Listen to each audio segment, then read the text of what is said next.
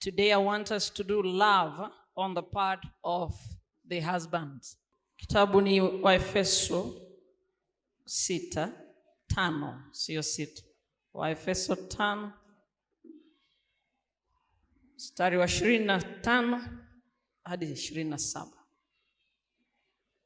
Enyi waume, wapendeni wake zenu kama Kristo naye alivyolipenda kanisa akajitoa kwa ajili yake. Ili makusudi alitakase na kulisafisha kwa maji katika neno, apate kujiletea kanisa tukufu lisilo na ila wala kunyanzi wala lolote kama hayo, bali liwe takatifu lisilo na mawaa. Asante. Kizungu inasema hivi: Husbands, love your wives just as Christ also loved the church and gave himself for her. I want you to notice that is a model for love, because it is saying just us. So we have a model that you need to emulate. Inaendelea kusema hivi, that he might sanctify and cleanse her with the washing of water by the word, that he might present her to himself a glorious church, not having spot or wrinkle or any such thing, but that she should be holy and without blemish. Model nini ile kwa Kiswahili? Mtindo. Wacha nitumie hilo neno mtindo. Mtindo? Sawa sawa. Biblia inatupa model of how a man ought to love his wife. And the model itself is Christ. Love your wives just as Christ loved the what? The church. Yani tunapewa mtindo wa namna mume anapaswa kumpenda mke wake. Mpende mke wako namna ambavyo Kristo anaipenda kanisa. Swali ni hii: kama Kristo ndio mtindo, if Christ is the model, then we need to ask ourselves, how did Christ love the church? Or how does Christ love the church? Kama Kristo ndio mtindo, swali ni hili: ni vipi aliipenda ama anaipenda kanisa? Ukielewa anavyoipenda kanisa, basi vivyo hivyo umpende nawe mke wako. Warumi 5 mstari wa 6, wa 8 na wa 10, tuelewe namna ambavyo Kristo aliipenda kanisa. Warumi 5 kuanzia mstari wa 6, 8 na 10 nasema, kwa maana hapo tulipokuwa hatuna nguvu, wakati ulipotimia, Kristo alikufa kwa ajili ya waovu. 8 nasema, bali Mungu aonyesha pendo lake yeye mwenyewe kwetu sisi, kwa kuwa Kristo alikufa kwa ajili yetu tulipokuwa tungali wenye dhambi. 10, kwa maana ikiwa tulipokuwa adui tulipatanishwa na Mungu kwa mauti ya mwana wake, zaidi sana baada ya kupatanishwa tutaokolewa katika uzima wake. For when we were still without strength, in due time Christ died for the ungodly. For scarcely for a righteous man will one die. No, that is verse 7. Verse 8. But God demonstrates his own love toward us, in that while we were still sinners, Christ died for us. 10, for if when we were enemies, we were reconciled to God through the death of his Son, much more, having been reconciled, we shall be saved by his life. I want you to notice something, that God does not wait for us to be perfect in order to come for us. Say, for God so loved the world that he gave. It is love for man that makes God come after man that is lost. Ni upendo alio nao Mungu kwa mwanadamu ndio inamfanya aje amtafute mwanadamu aliyefanya nini? Potea. Na hangoji tuwe wasafi. Warumi inasema, nikirudia kwa Kiswahili, he says, when we were still without strength, tulipokuwa hatuna nguvu, alitupenda. While we were still sinners, tulipokuwa tungali wenye nini? Dhambi, alifanya nini? Alitupenda. When we were enemies, tulipokuwa adui, bado alitupenda. And so you realize that his love is so unconditional. Unanipata? Kwamba upendo huu ni bila masharti. Unconditional. Haijalishi tuko vipi, anatupenda.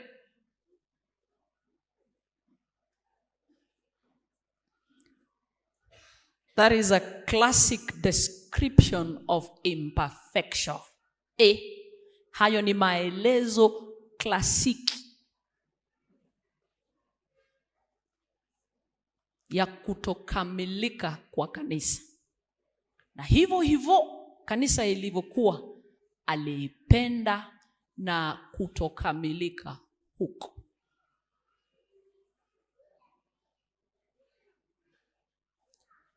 Hiyo ndio model ya upendo tunahitaji wanawake sisi. So the church was stubborn. Kanisa ilikuwa kaidi. It was stiff-necked. Shingo ngumu.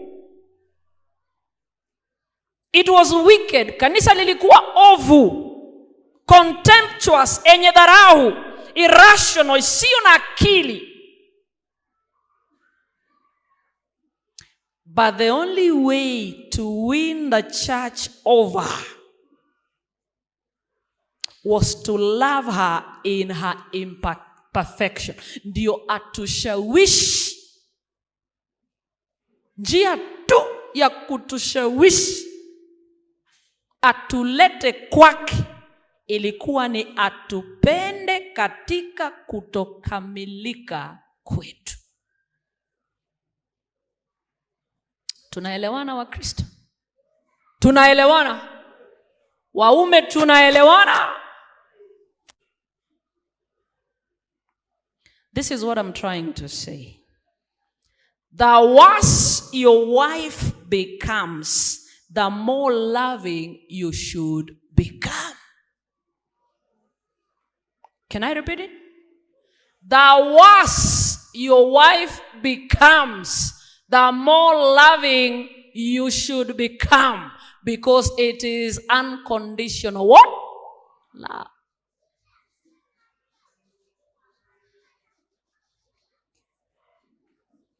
Yaani mke anapozidi kuwa mbaya, ndivyo mume anapaswa kumpenda zaidi. Manake ni upendo bila masharti. Lakini siku hizi mnatuacha tu hata kwa sababu ambazo hazina msingi.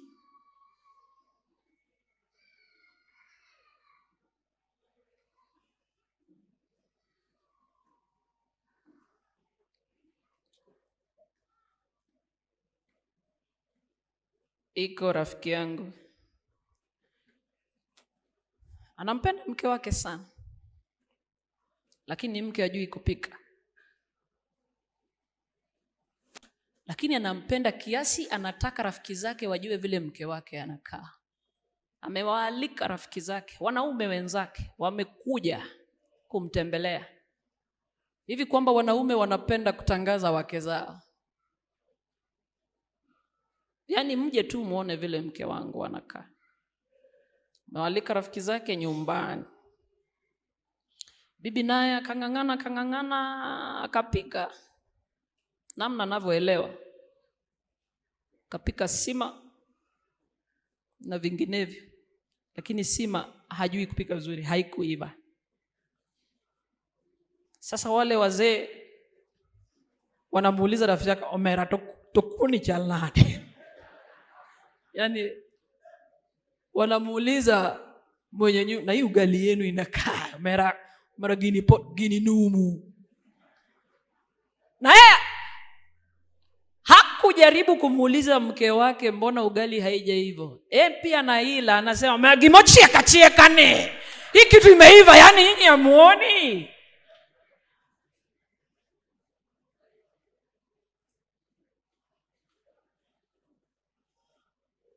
Kuna vijisababu vidogo sana haupasi kumwacha mke eti hajui kufanya nini. Hiyo haina maana. Wale ambao hawajaolewa, simaanishi hamfai kujua kupika. Ni makosa kusoma ukasomeka na usijue kazi za nyumbani. Ni makosa kwa mwanamke. For you to go to school, attain your degree certificates, and you're not trained in domestic science. Inaitwa domestic what? Science. Ni makosa. Ndio hao wanawake wana makucha mpaka kule. Na ni pesa imeenda hapo nyingi. Siku hizi wana kizungu, let your money work for you. Wacha pesa yako ifanye nini? Ikufanyie kazi.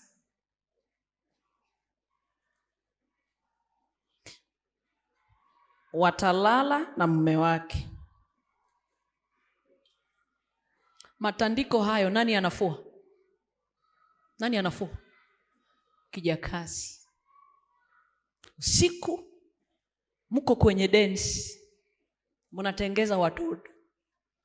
Atakaye safisha ni nani? Anapewa kijakazi. Siku hizi tunambaka wanawake wamelelewa, suruali ya ndani, ako kwenye hedhi, ako kwa periods. Watoto wamezoeshwa maid anafua, hawajui kufua. Sasa wamemaliza university bado hawafui, wanafuliwa. Alafu kuna kijana anafaa kuwa mume wake.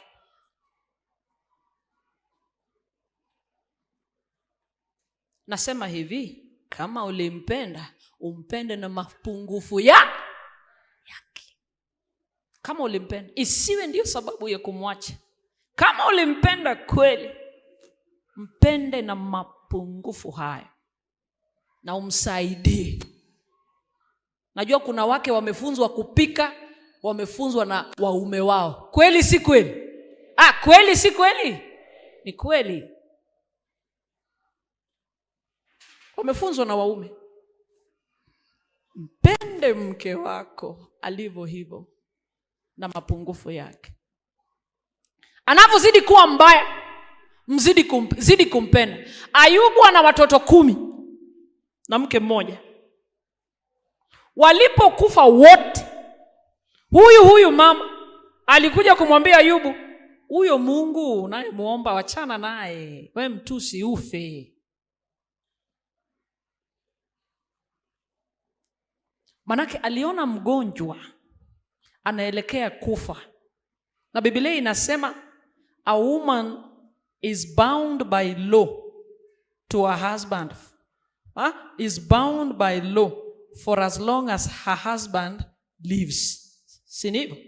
Hebu nitafsirie hiyo.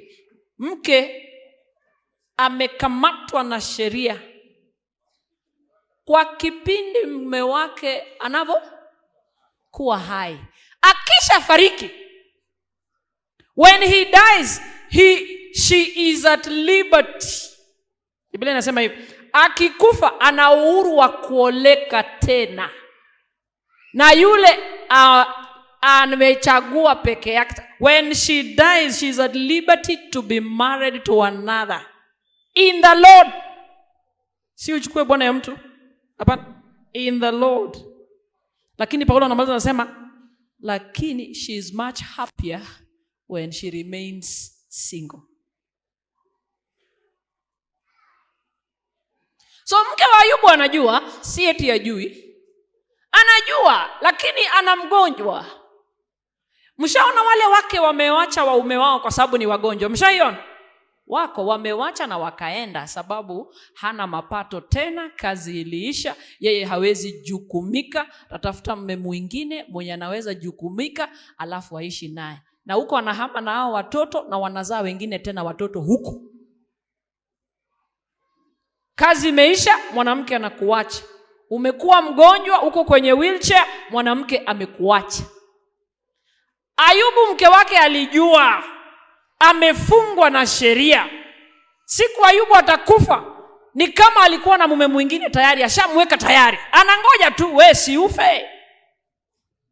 Mungu alipo restore Ayubu, Biblia inasema wakazaa naye tena watoto ngapi? Watoto ngapi? Wakazaa tena watoto 10. Sijaona walisema Ayubu alimbadilisha mke mwingine. Yule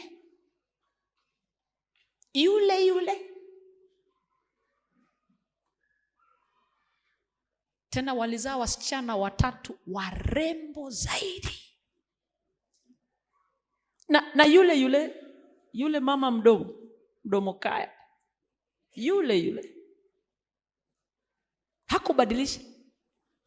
Wewe hivi tu wajui kupika, ushapata mwingine kawangware mwenye anakupikia. Yaani wewe wanasema nyakiyude kamikwewi ekidhiot. Lazima upate mahali unatuliza kichwa ndio uende wapi? So kuna mahali unapitia, unajua unapikiwa ndio uende nyumbani. Pole pole utamwacha mke wako. Wengine wameacha wake sababu hawazai. Hivi nikuulize, baraka za watoto zinatoka wapi? Naongea na nyinyi, baraka ya mtoto inatoka wapi? Ni lini ulienda ukapimwa ukagundua ni yeye ana shida? Na mara nyingi kama ni mke ataletewa mke wa pili.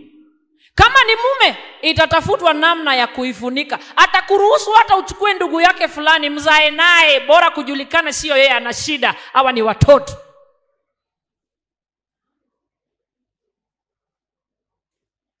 Anavozidi kuwa mbaya, unazidisha upendo.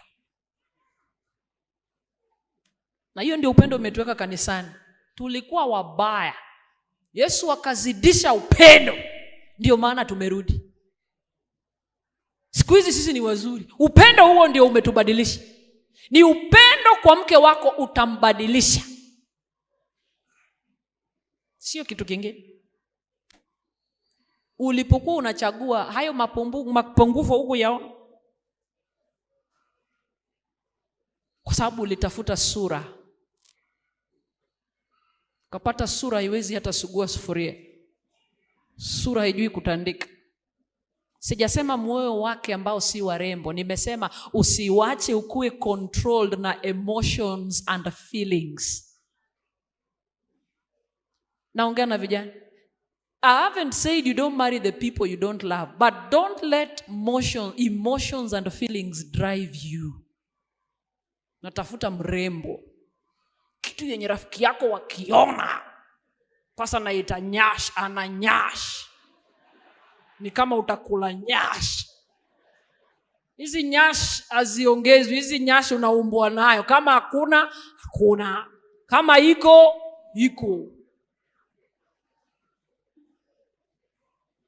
Kama ni ya kukua, itakuwa. Kama sio ya kukua, wengine wetu wanatukunywe salad lita 3. Tuko hapa. Hii ndio jini yetu. Hatusonge. So kama ulipumbazwa na urembo wa nje, fake beauty naita hivyo, urembo wa bandia, ndio wanaume wanatafuta. Na unasema hii rafiki zangu wakiona watajua nimepata mke. Unasahau anafaa kupika, anafaa kufua, anafaa kufanya yale yote, anafaa kujukumika kama mke. Wewe ulitafuta kitu ya rafiki zako watafurahia. Katafuta nywele ndefu, hukujua ni nywele za bandia. Tena nzuri. Akifanya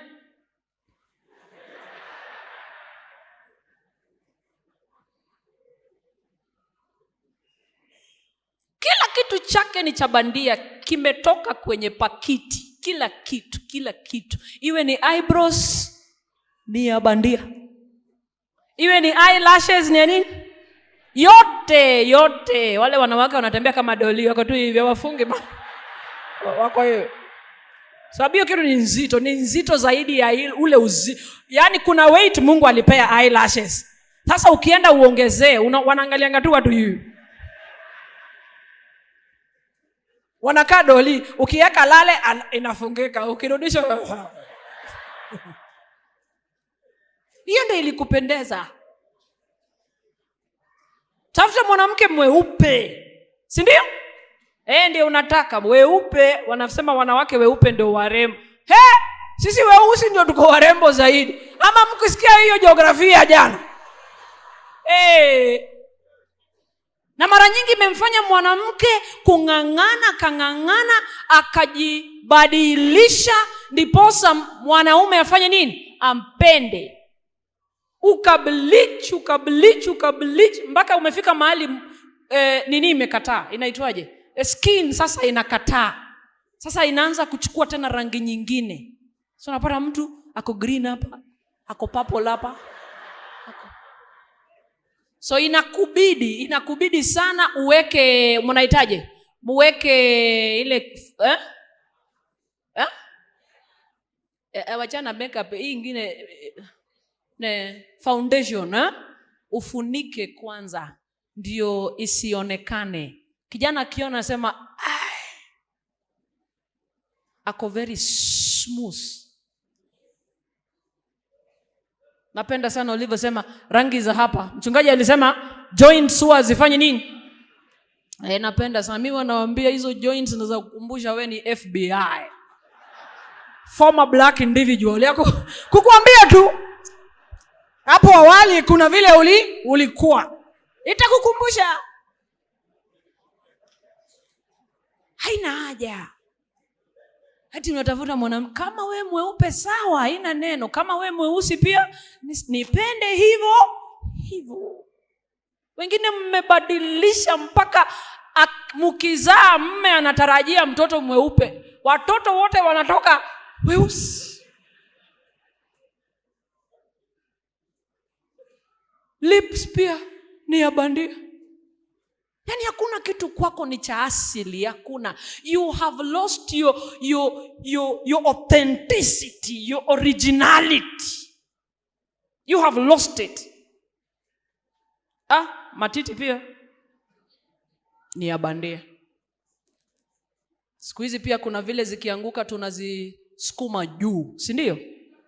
Tunaziweka zinasonga juu alafu tunabana.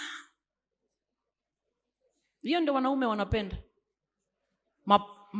Hips pia ni za nini? Za bandia. Tena wanavaa tatu. Sababu wanaume wanapenda nyashi. Matako pia ni nini? Harusi tutaifanya, ngoja wakati mtaenda kulala usiku. We ngoja. Usiku watulali na makeup. Kuna mtu alala usiku na makeup? Ngoja usiku. Mumechoka. Alafu kila mtu ase tuende tuoge. Ukatangulia kuoga. Unamgoja kitandani. Anatoka bafuni. Nywele ameweka chini. Si ndio? Zile macho pia akafanya? Akatoa eyelashes akaweka hapo. Omba sana asitoe na meno. Omba sana asikung'olee meno. Ilale kwa maji. Omba sana. Chapati, matiti iliyokuwa mandazi sasa inakuwa nini? Chapati. Lazima watu walale. uliofikiria ni makalio, hakuna kitu. Hapo ndio huo upendo unafanya nini? Sababu ulipenda huo urembo, ukagundua sasa havipo. Upendo unafanya nini? Maisha. Mimi sijui ulioa mke kwa sababu gani, mimi sijui, lakini nasema hivi: mpende binti ya mtu alivyo, na umpende bila masharti. Why love her? Kwa nini umpende? Biblia inasema so that you can sanctify her. Yani ndio umtakase. To sanctify means to set apart. Yani inamaanisha umtenge. Inasema to sanctify her and be holy. Yani ndio umtakase, umtenge, ndio awe takatifu kwako. Niruhusu nikusumbue na Kiyunani kidogo. The word holy is hagios. Hagios means different. Mfano, tuna siku 7 kwa juma, si ndio? Siku ya 7 ni holy, ni hagios, ni different, ni tofauti. Sababu ni sabato ya nani? Sababu ni sabato ya nani? Majumba yote, hii yote tumezungukwa nayo ni majumba. Yote ni majumba. Lakini hili jengo hili ni hagios. Ni different. Sababu ni nyumba ya nani? Ya Mungu. Hivyo tuna wanawake wengi, lakini mke wako ni takatifu sababu ni mke wako. Mpende ili umtakase awe mtakatifu kwako. Anakuwa ni mke wako. Hata mtu akimwambia hapo usiguze, hiyo imeenda. Nyinyi mnataka kutakasa wanawake wangapi?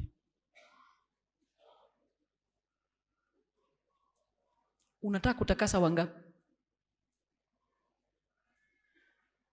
Sasa unampenda ndio awe tofauti na wale wengine. Manake sasa ni mke wako. Unavomtreat ni tofauti unavotreat wanawake wengine. Sababu ni mke wako. Lakini namna nyinyi wanaume mmetutelekeza huku nje. Yaani mwanaume hana pesa tarehe 1 mpaka tarehe 1. Yeye hana. Lakini wanawake anaowatongoza hapa nje, hakuna mwanamke anatongozwa bila pesa. Mniambie, Tanzania mnatongozana bila pesa? Yaani haumpendi mke kabisa kiasi wewe pesa yako hata haiwezi kutumika kwake. Afadhali itumike kwa malaya ambaye analala na wanaume 20, wewe ni mmoja wao tu. Mke anang'ang'ana na kila kitu, sio rent, sio school fees, sio mavazi ya watoto, sio chakula, sio nini. Wewe unatongoza wanawake kule nje. Pesa yako inaenda to strange women, alien women, foreign women. Nguvu yako ya ujana unaigawa nje.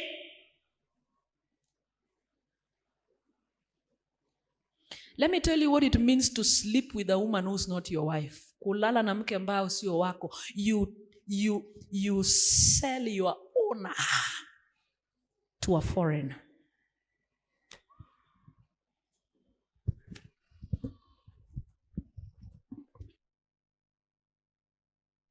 Napoteza kila kitu cha muhimu ndani yako, inaondoka.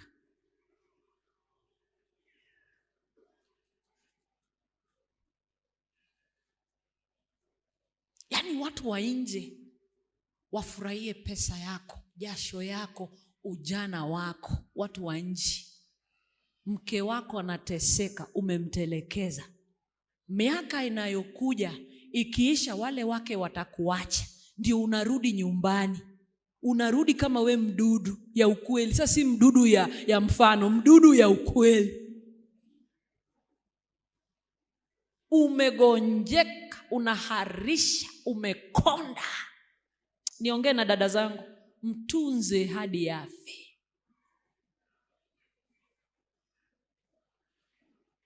Yaani ujana wako ambao ningeufurahia, mali yako, jasho yako, watoto wako ambao umezaa, your flesh and blood, ukatelekeza, unapeleka nje kwa watoto sio wako, wanawake, strange women, foreigners, aliens, the Bible calls them that. Halafu urudi wakati vimeishi, uwezi nisaidia. Nimekaa na ngoja, hata conjugal rights tulifunga kwa kichwa, sababu sisi ni wa Mungu. Mwanadamu hataishi na conjugal rights peke yake. Biblia inasema tuishi kwa mkate peke yake. Kwa saa inafika tunafunga akili na unaishi kama mjane, sababu una watoto unafaa kuwalinda. Na unasahau ulikuwa na mume. Sasa wewe unanirejelea baada ya miaka 20, huko nilishafunga. Na hata unaporejea, yani it's like you're provoking certain things from me. Triggering. Hata unaporudi sasa uweze nisaidia. Hakuna. Kama ulikuwa unakojoa inafika huko, sasa ni kwa mguu hapa.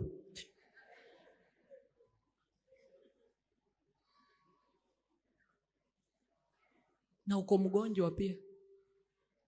Hata ninashindwa namna ya kukutunza, sababu umekuwa ni kama uko strange kwangu.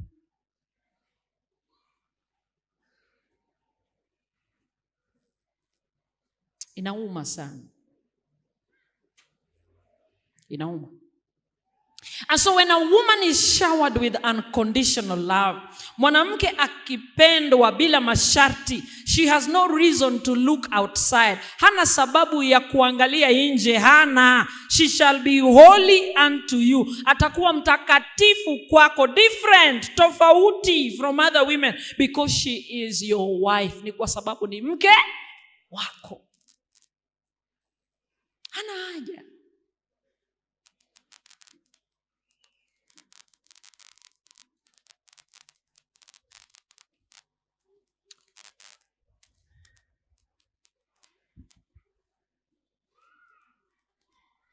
Niseme hivi. Paulo anashauri waume. Efeso hiyo tumesoma 5:28. Anashauri waume. Nisome 28, hatujasoma. Efeso 5:28, Biblia inasema, vivyo hivyo imewapasa waume nao kuwapenda wake zao kama miili yao wenyewe. Ampendaye mkewe hujipenda mwenyewe. So husbands ought to love their own wives. Pia nyinyi ni your own wife. Vile sisi ambao ni our own what? Husbands. Mpende mke wako, sio wa mwenzako. As their own what? As their own bodies. He who loves his wife loves himself. Kwa hivyo Paulo anashauri, husbands, love your wives as your own bodies. Kwamba waume wapende wake zenu kama miili yenu. For he who loves his wife loves himself. Ampendaye mkewe hujipenda mwenyewe. Na hapo nilizungumzia nikisema mke wako ni wewe. Ukimpenda unajipenda wewe. Niseme hivi. Paulo anasema hivi. Mstari wa 29 kwa haraka. Hakuna mtu anayeuchukia mwili wake popote, bali huulisha na kuutunza, kama Kristo naye alivyolitendea kanisa. For no one ever hated his own flesh. Kama mwanamke ni mwili wako, ni vipi utaichukia mwili wako? So Paulo anasema, for no one ever hated his own flesh, but nourishes and cherishes it, just as the Lord does the church. Kwamba hivi, jaribu Kiswahili. Hakuna mtu anayechukia mwili wake. Ni kwa sababu mwanamke ni mwili wako, alitoka kwako. Lakini huulisha, huutunza, kama vile Kristo naye anavyolitendea kanisa. So when you find a woman for a wife, before I go there, you're supposed to nourish and to cherish. Nitazungumzia hiyo baadaye, sababu ni mwili wako. Mwanamke ni mwili wako. Jinsi ambavyo unavyopenda mwili yako, unakula vizuri, unavaa vizuri, ndivyo umpende nani? Mke wako. So tukisema hapa hivi, pesa ni ya muhimu, nataka nisisitize. Mtu asikudanganye pesa ni shetani. Hayo mahubiri ni ya uongo. Kupenda pesa ndio shida, lakini pesa yenyewe sio nini? Sio shida. It is the love of money that is the root of all evil, not money. Kama unafikiria pesa ni mbaya, unafikiria hii kanisa yenu mnajenga na maji. Shasikia watu wanasema baraka si pesa pekee, baraka hata ni afya njema. Aya, sasa enda kwa muhindi, kwa hardware, umwambie nina afya njema, nipe simiti 100.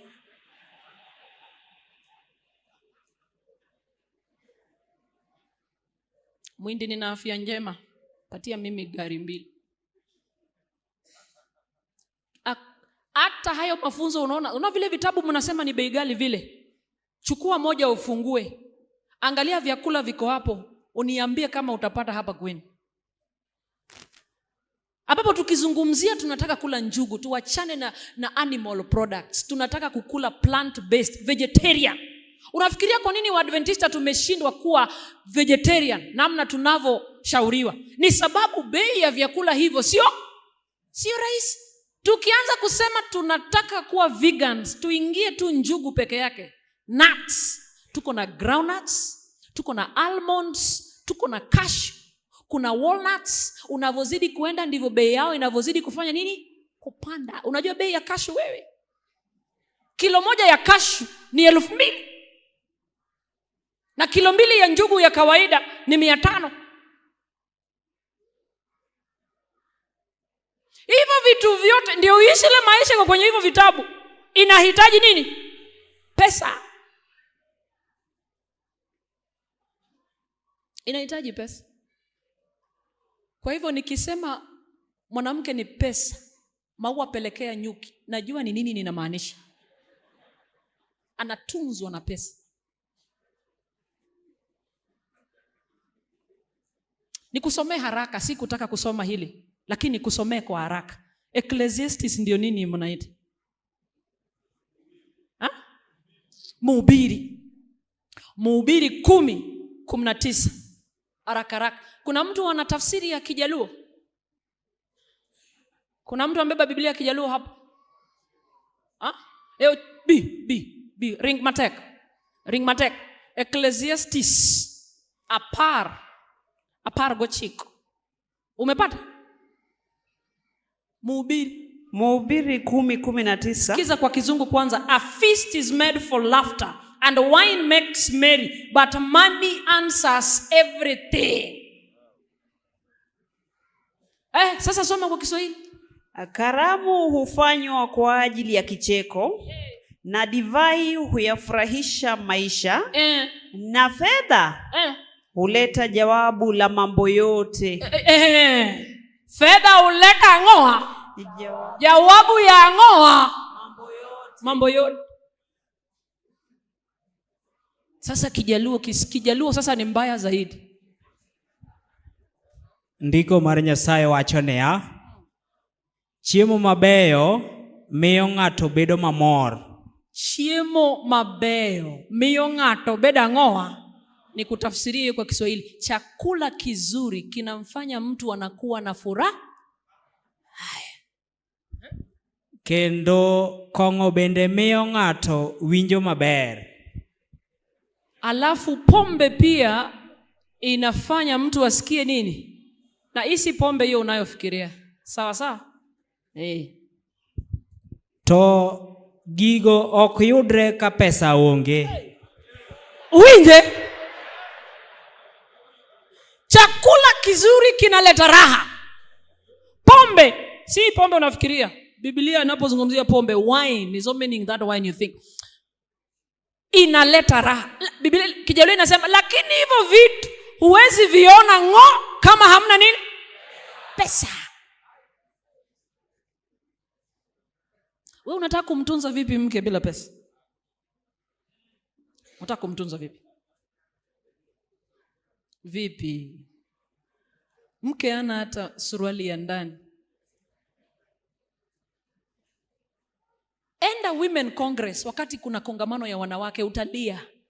Taona vile wanawake kamisi iliisha mpira, ameshona, amefanya kushona.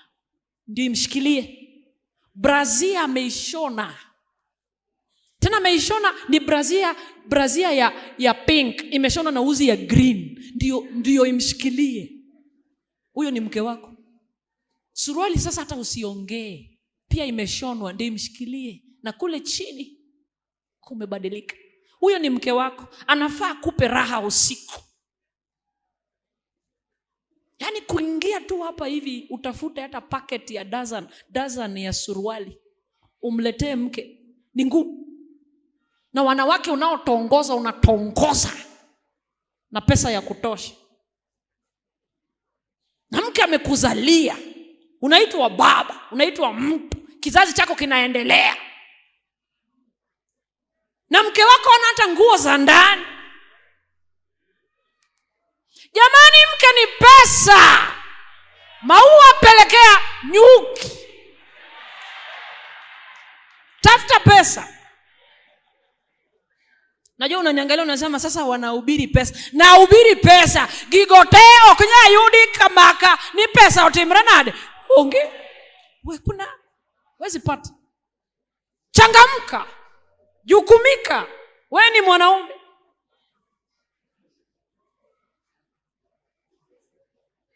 Mimi nimetafuta wasichana wamenikosa. Nani alikuambia tunataka kwenda kuteseka na wewe? Bana wewe acha hiyo story. Ruto atakuuliza kwani suruali ni shilingi ngapi? Unajua Ruto asemangi ni shilingi ngapi? Anasemanga shilingi ngapi? Ni pesa ngapi? Brazia tu ni pesa ngapi? Brazia. Umeweka mke anatafuta brazia kwa mtumba. Brazia wazungu wamevaa. Jamani, nguo zako za ndani niulize, unaweza share na mtu? Mbona wazungu wanatuletea zile ambazo washavaa na tunavaa? Chupi zimetumika ndio wake zetu wanavaa. Brazia zimetumika ndio wake zetu wanavaa. Kamisi zimetumika ndio wake zetu wanatafuta kule kwa shilingi 50, 100. Ingia supermarket. In fact kama una pesa unaenda Mr. Price, Woolworths. Mali brazia moja 3,000 ya Kenya. Nani huyo anasema wewe? Wewe ulinunua brazia mwisho lini? Nani huyo?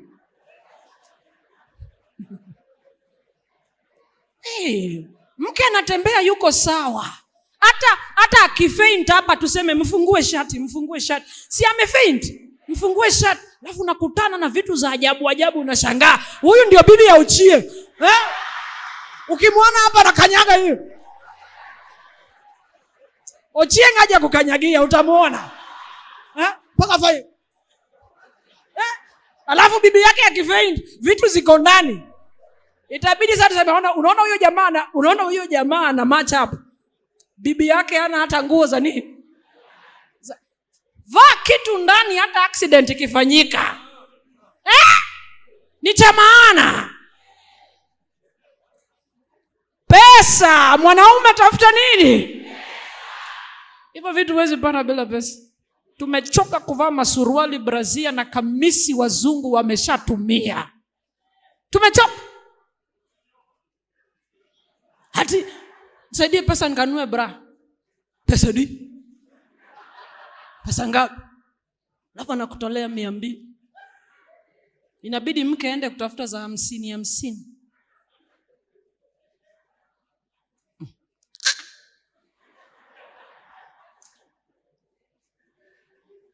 When you find a woman for a wife, ukipata mwanamke ukamfanya awe mke wako, and she bears you offspring, akakuzalia watoto, the woman after will never be the same as the woman before. Huyo mwanamke akishazaa sio yule tena alivyokuwa awali. Ni watoto wako tumeza.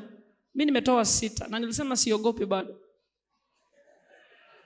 Sababu na hela. Nina hela na nyumba ya kuwatosha.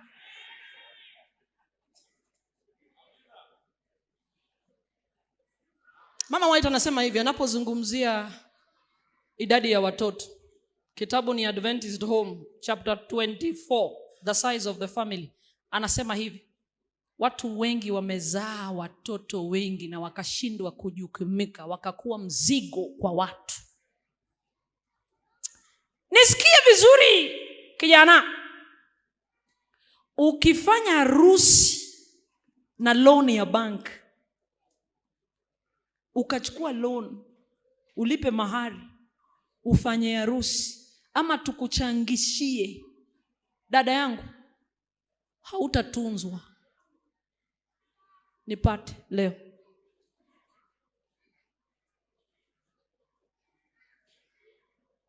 Amna hata haja mzae mtoto. Sasa White anasema hivi, kabla mjazaa, look at economic considerations. Angalia mapato, kwa sababu mnazaa alafu mnatupia mtu mwingine hiyo mzigo. Sasa unashinda tu, kakangu yuko Nairobi, ana kazi, hawezi hata kunisaidia kufunza watoto. Nani alikuambia uzae? Look at economic considerations. And then she says, look at spiritual consideration. Angalia consideration nango. Yani angalia hali yenu ya kiroho kama wazazi. Manake tunalea watoto wanaomcha Mungu. So wengi wetu tumezaa watoto, tukashindwa kuwalea watoto wanaomcha Mungu. Tunawaongeza kwenye jeshi la shetani. Tunaongezea jeshi la shetani kuliko kuongezea jeshi ya nani? Ya Mungu. Anasema look at moral considerations. Tabia yako kama mzazi inakaaje? Kwani imeshafika tu ya kwanza? Hata sijafika nusu ya hii kitu. Tabia yako kama mzazi. Sababu watoto hawajui kuelezewa. Watoto wanafanya nini? Wanaona. Unachofanya ndio wanafanya. Kama unajua una mapungufu hapo, hata mtoto mmoja, huyo ni watoto wengi. Alafu anasema look at physical consideration. Hali yako ya kiafya. Kuna mwanamke akizaa mtoto mmoja hawezi rudia tena sababu ya hali yake ya kiafya. Na kuna yule atazaa mmoja, akijaribu tu dingine, short ingine, hivyo. Ako fertile na ni mnene, yuko sawa. Chunye ngich, odil, alote mochama, pop. Hatufanani sisi wote. Tuko tofauti kina mama. Hali yetu ya afya haifanani. So ukiwa hali yako ya afya si nzuri, kimwili hauko sawa kabisa, hata mtoto mmoja huenda akakuwa mzigo. So nilikuwa nasema hivi,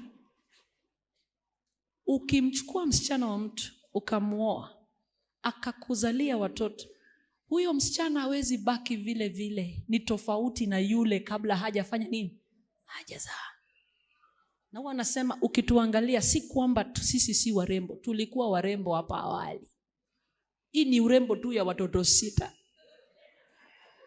Kulikuwa na urembo ya wapi? Awali.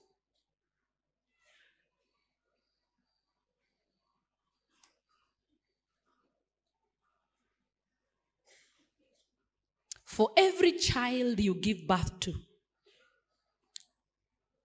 there is wear and tear of the whole physical being. Kwa kila mtoto anayemzaa mama, kuna kuchakaa na kuraruka, kuisha kwa huu mwili. Kila mtoto. Kama ni damu, tunagawa na mtoto. Kama ni madini yaliyoko kwenye mwili, tunagawa na mtoto. So ukiona mke anaanza kuwa na magonjwa ya mbavu, sijui arthritis nini, ni calcium anagawa na wale watoto wanafanya nini? Anazaa. Damu yake iko chini, anaigawa. She gives life to that child. Jamani, waume wetu hatuwezi tukakuwa warembo mnataka kila siku. Mumetuweka kwa race mbaya ya kung'ang'ana tuonekane warembo ndio muendelee kutupenda. Na kuambia hivi, we waste away. Hatuwezi bakia vile vile. And so what remains, kinachobakia kwa mwanamke aliyolewa, kizungu tunasema ni maintenance, sababu ana depreciate. A married woman only needs maintenance because she depreciates. Unavyo maintain gari yako, ndivyo unapaswa kumaintain nani? Mke wako. Yaani mtu anaendesha Harrier, gurudumu moja ni pesa ngapi? Watu wa Harrier, gurudumu moja ni pesa ngapi? Hakuna watu wa Harrier hii kanisa.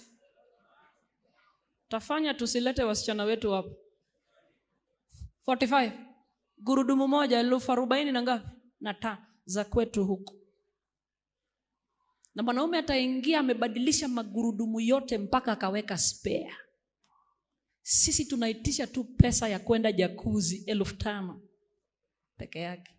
Inakuuma kweli kweli. Kwa hivyo nikisema mke anaweza vaa suruali ya 700 moja, ni kwa sababu unaweza nunua gurudumu moja 40,000 na nini? Sisi ni wakutunzwa, sababu kuna vingi tunavyovipoteza. Ndio huo urembo uendelee kuonekana urembo, lazima umtunze yule mke. Mtunze. Anachovaa mke wako lazima uelewe. Anachokula mke wako lazima ujue. Na sio chakula hivi hivi. Vyakula vinavyomjenga kimwili. Sasa unaniangalia, leo uende badilisha hata diet. Sikae tu unakula chakula yetu kwa makambi.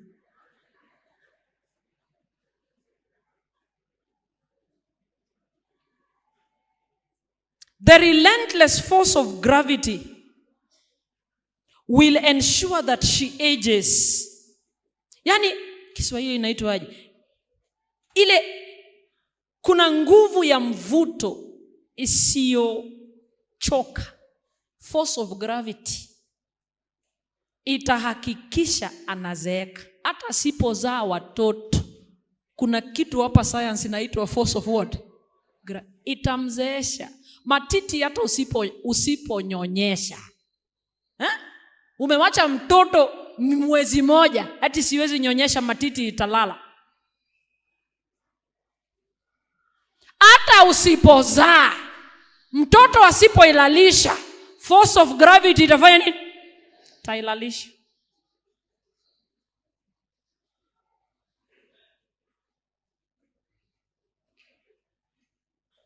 The hurricanes of life will wear her out. Vimbunga vya maisha vitamfanya achakae. Ana vitu vingi. Ana mawazo mengi.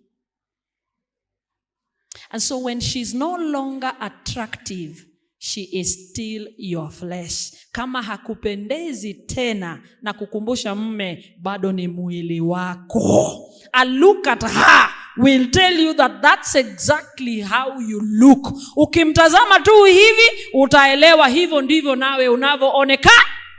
Sababu ni wewe. So usiniangalie nimechakaa ukadhani wewe bado uko mpya. Hata wewe umechakaa jinsi nilivyochakaa. Ukitaka kujua kuchakaa kwako, angalia mke wako.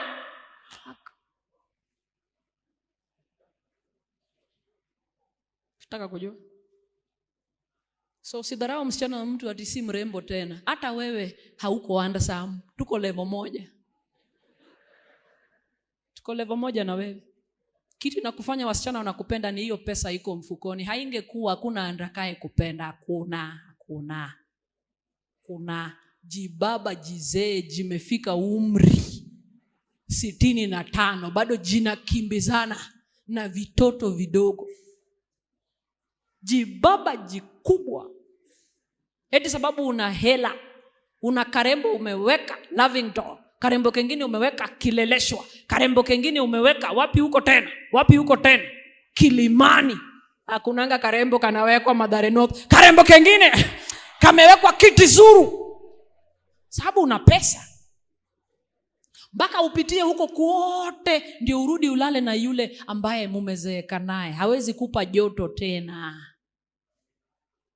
Kimwangalia hata ngozi imeanza kuchakaa. Hii hata wewe uko mzee hivyo. Wale wasichana wanakutumia tu kwa sababu ya hela yako. Hata sasa nikikuambia lala naye, wewe ni mtu wa sekunde moja, 1 minute man. Nini? Ni pesa yako ndiye anapenda. Otherwise performance yako hakuna, iliisha. Hata ukimpa mtoto ni mbegu ziko na aflatoxin. Hakuna. Watoto waliozaliwa katika uzeeni mara nyingi wako na weakness mingi.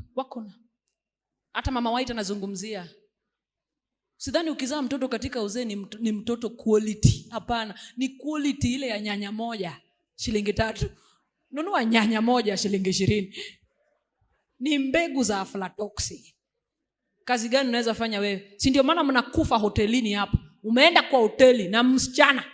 Huyo msichana na nguvu huwezi ukapimana nayo. Utaenda tu mara moja sure.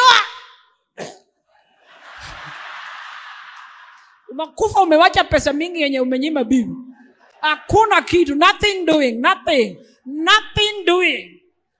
Unaendaje kuendesha gari ambayo huwezi ukaiendesha vipi?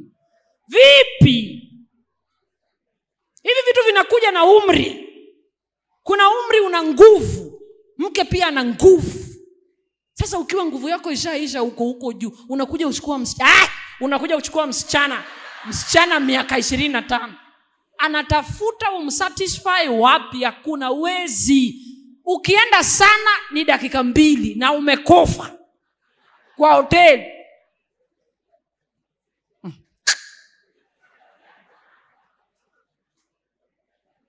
Ulikufa kitabu. Na mke umemwacha ati amezeeka. Wewe umezeeka mpaka unakufa kifo ya aibu.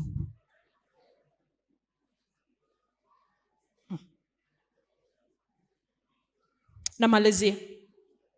The words that Paul uses are very intentional and deliberate. Maneno Paulo anatumia ni ya kimaksudi. Anasema cherish her, mthamini, kumaanisha treat her with tenderness and affection. Hold her as dear to you. Yani inamaanisha muonyeshe mapenzi nyororo. Mfanye awe mpendwa wake. Wanawake sisi hatutaki vitu vingi. Ni kwamba tu we will be given affection. Hujaona msichana tajiri ametoka Runda anaishi Kibra. Amependa. hajali analala wapi, sababu yule mwanamume anamuonyesha affection. Umeingia kutoka kazini, mshike tu mke wako mkono. Mama Sokoro, leo umeshindaje? Mshike tu, inaitwa affection. Lakini shida yako ni mara mingi tukikubali kukukumbatia unaiconfuse kwamba usiku tutakupea sex. Hiyo tu ndio shida yako. Do not confuse sex with affection. Njoo nyumbani, tuko busy, kaa chini, niambie njoo kaa hapa. Hata kama hakuna kitu unaniambia, tu ule ukaribu tu peke yake, hiyo inatutosha sisi. Hatutaki maneno mingi. Wewe siku nimekusogea karibu unadhani leo usiku lazima kuwe sawa.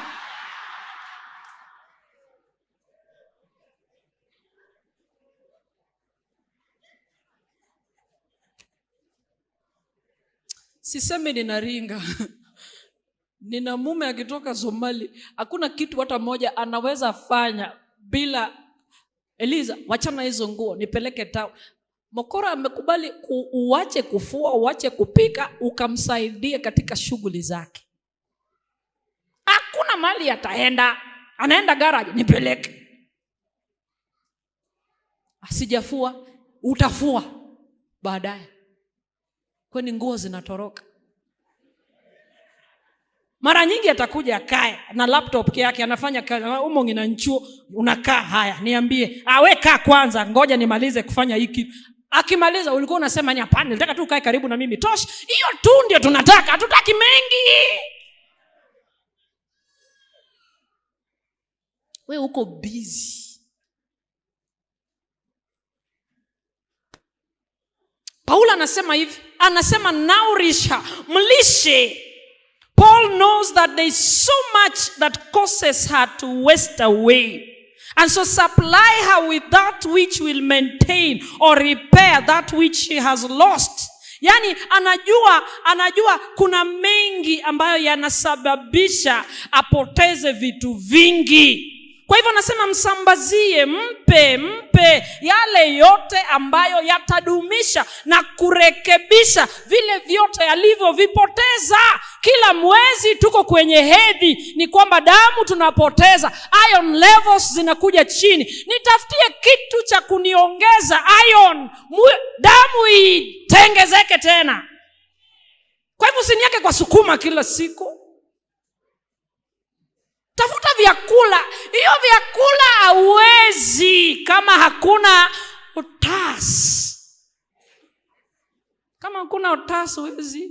Utasi ni pesa ya Mjaluo peke yake. Ni Mjaluo tu anakuwa na utasi.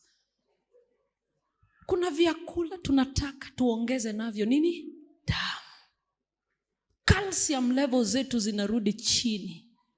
Nunulia mama supplements. Kuna vyakula vya kuregesha hiyo. Ndio maana Paulo is so deliberate with his words. Nourish.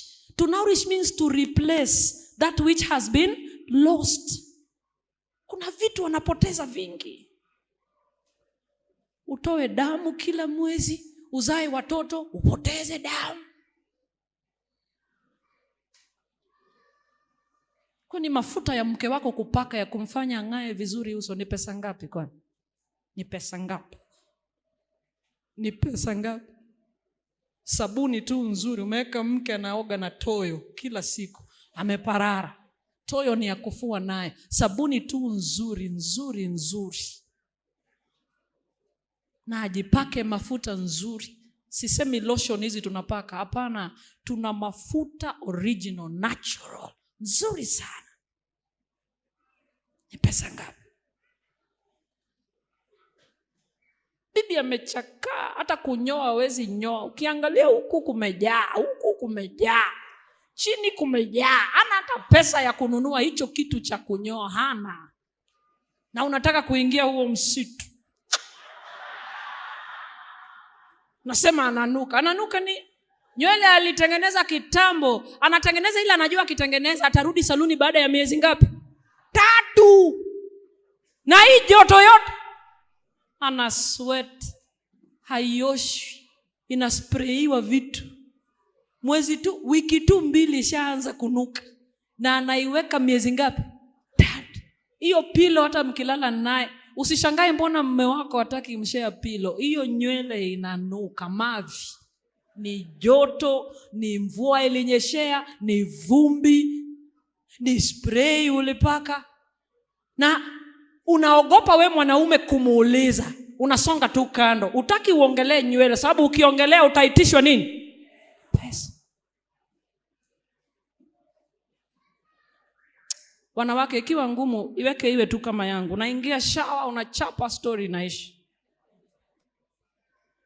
Simweke mtu na harufu ya mafi. Miezi 3. Namalizia. Tusikosane na watu. When you recognize that you are one, ukitambua nyinyi ni kitu kimoja, she's an extension of yourself, a part of you pulled out from you. Yani ni sehemu yako iliyotolewa kwako akatengenezwa mke. Then there are things you dare not think, there are things you dare not say, there are things you dare not do. Kuna vitu hautafanya, hautasema, hautafikiri. Unapomwambia mtoto uko mjinga kama mama yako, nikwambie mke aliumbwa kutoka kwa mume. Ukimwona mjinga, alitolewa tu sehemu kidogo ya ujinga wako. Umebaki na ujinga mingi. Tulitolewa tu bavu moja. Hiyo ndio sehemu ya ujinga wako tuko nayo. Bavu moja tu. Zilizobaki zote nani yako nayo? So tahadhari maneno yanayotoka kwa mdomo yako. We kichwa maji, ni lita 3, yako ni lita 10,000. Kuna vitu hufai kusema. Mtunze mke. Najua unafanya kazi siku hizi, umepanda cheo polepole, ukasahau ulikuwa na mke hajasonga. Jamani, mlete akufikie mahali, usimwache mbali sana. Ukafika ukienda kazini mwisho wa mwaka, mko na dina za ofisi. Leta wake zenu, unashindwa kuleta. Sababu kule mkishaingia inaitwaje? Safari park kama inaitwa nini? Mahoteli kubwa kubwa, umepelekwa kikazi, tunafunga mwaka. Tunakula 3 course meal. Kuna kijiko ya supu, kuna ya mchele, kuna kisu ya kukata nyama, kuna kisu ya kukata. Yani meza tu hapo yako imejaa vitu tofauti.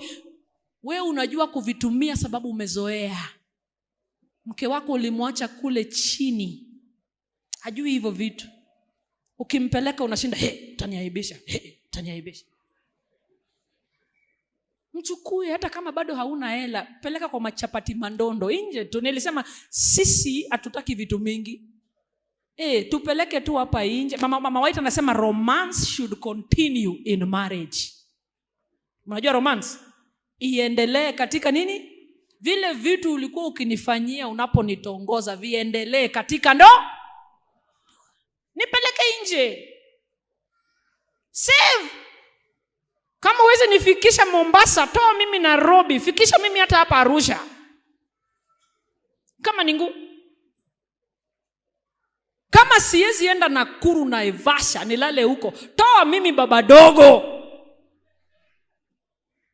Leta mimi hata hapa Westlands, tupite tu, kupita.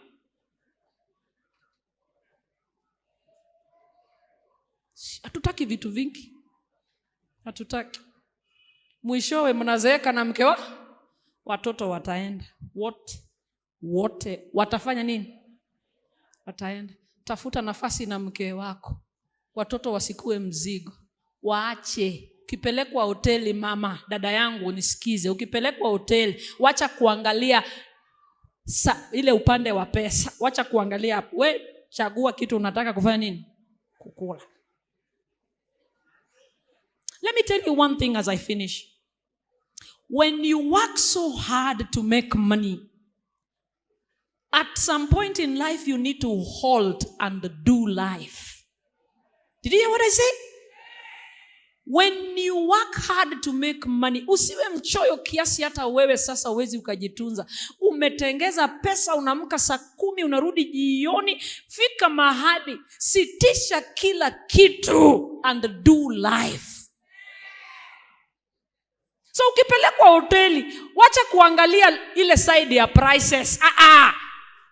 Ukikaa hoteli mume amekupeleka, wewe chagua kitu unataka kula. Sasa umepelekwa unasema, daddy nataka kula hii na ni 3,000. Chapa. Ati sasa tunakula 3,000 na boy suruali yake ya shule imeraruka. Wewe unaleta shida za nyumbani pahali ufai kuleta. Kula. Umeletwa nje, umeletwa outing. Na ukienda nyumbani, unajua uliwacha kinasokoro na spinach na ugali. Ukifika unamwambia, baba high five. Mulikuwa sawa. Unajua wako sawa. Sasa ingine nimesema kula school fees. Uko na stress ya kutosha. Kula school fees, utoe stress. Ndio urudi. Ufikirie namna ya kutengeneza nini? Utalipa school fees mpaka ukufe.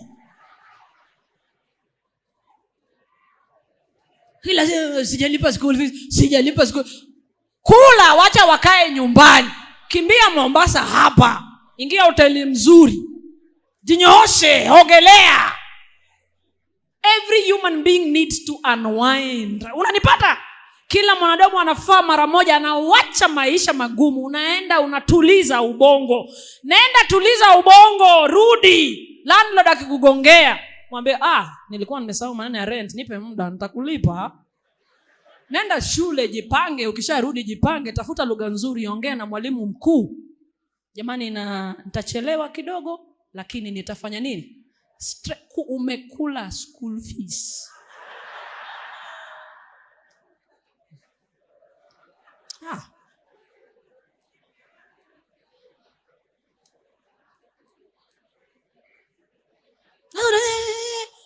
Usumbue mke eti unalipa school fees.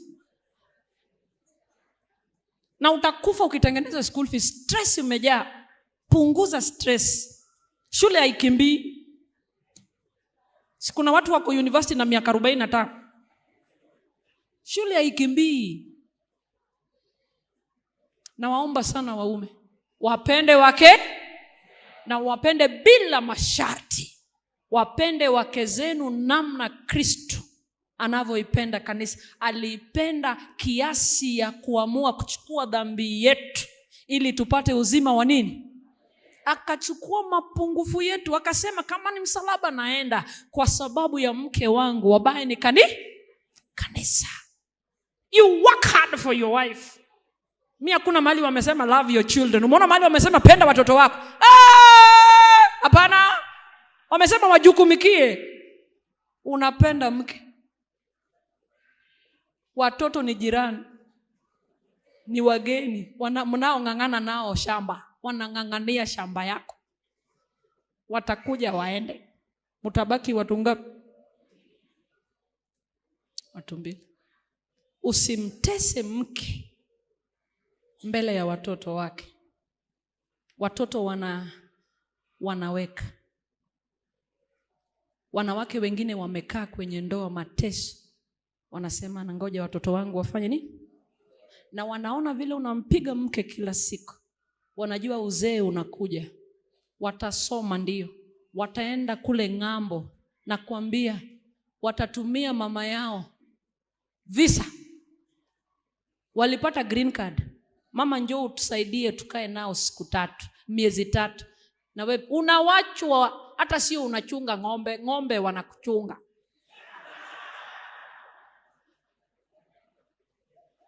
Yaani unatesa mke mpaka ukizeeka inabidi uulize watoto shati kupitia kwa mama ya. Ongea na watoto waninunulie shati. Ikifika mahali utaitisha hela kwa watoto wako kupitia mke wako, sababu unakumbuka ulimtesa na hawakutaki tena. Mama yao wakitoa Kisumu wanamweka Jambo Jet. Mama ni mgonjwa, watoto wanahangaika. Jambo Jet, ndege Kisumu.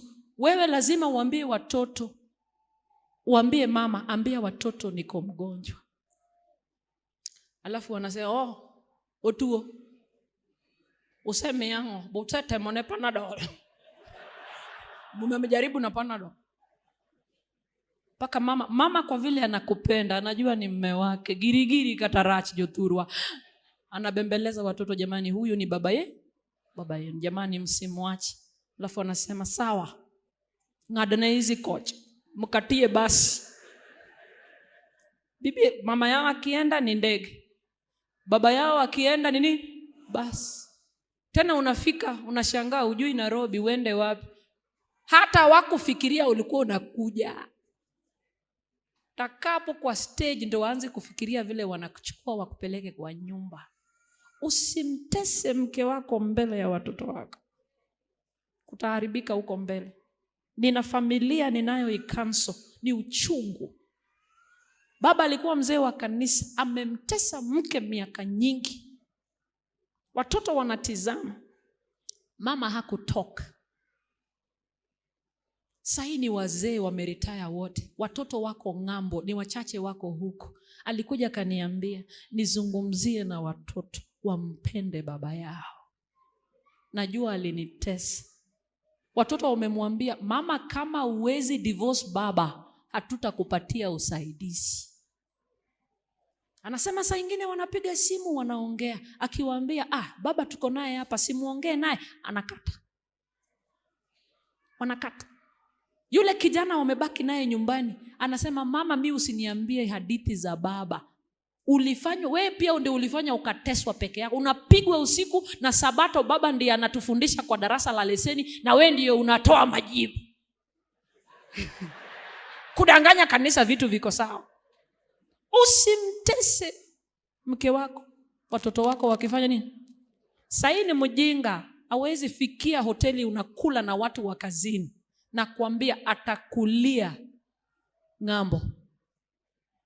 Na utatumiwa mapicha ya mke wako akiwa ng'ambo. Amemaliza mwezi ngapi? Moja, si hata mbili, moja.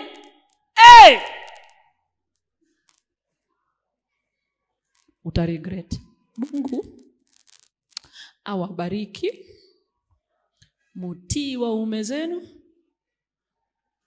mupende wake zenu. Somo la familia linaishia hapa leo. Kesho baada ya lunch wameniomba nikutane na vijana.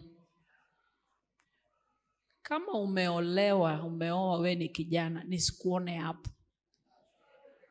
Naongea na vijana ambao hawajafanya nini? Hawajaolewa. Najua bado huko kwa youth group na ulishaoa, hama hapo. Nyinyi ndio mnasumbua mabibi nyumbani. Mnaimba pamoja, unatembea na msichana wa kwaya na bibi yuko, msichana wa youth group na bibi umewacha nyumbani. Hama hapo, umezidi hapo. So kesho tunakutana na vijana wote ambao hawajaolewa. Itabidi mle haraka sababu nina kikundi kingine nakutana nacho baada ya hapo. Jamani, Bwana awarehemu. Ndoa zilizoharibika tukirudi nyumbani kupitia maombi mingi sana. Tufanye juhudi ya kuleta matengenezo kwenye nyumba zetu. Sio kuzuri kila mahali. Lakini Mungu huyu tunayemuomba lazima lete matengenezo kwenye nyumba yetu. Mungu awabariki katika jina la Yesu. Mungu na Baba yetu, ndoa takatifu sana. Ni mibaraka kwa wanadamu, tunaipokea. Lakini shida tunazoziona kwenye ndoa na familia ni nyingi kiasi ya kutaka kuacha. Kwa vile ni mpango wako na una mpango mbadala wa kujaza mbingu, ile pengo iliyobaki, tunaomba sana. Ingilia kati ndoa zetu. Zungumza na waume wetu walio na pepo, demon of adultery, demon of lust. God, we pray that you release them. Akina mama wasiotaka kabisa kuwatii waume zao sababu ya masomo wanayo na pesa wanazo. Jamani, give us humility that only heavens can give. Enable us to raise godly children for you. As we go home, I know there is a family that is not seeing eye to eye, but they sleep on the same bed. It is my prayer, Lord, that tonight restore that home. Bring reconciliation in that home. May your name forever be glorified, because we know when our homes are healthy, the whole church will be healthy. This is our humble prayer in Jesus' holy name. Amen.